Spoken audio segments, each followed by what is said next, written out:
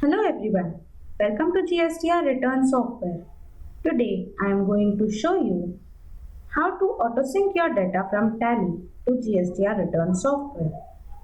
To download GST Tally Sync tool, click here.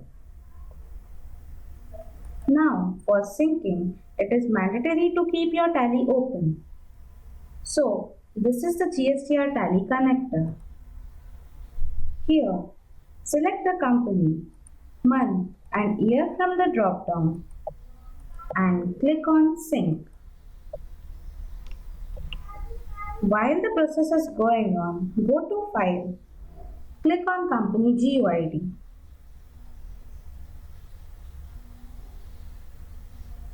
Now, copy the unique ID from here.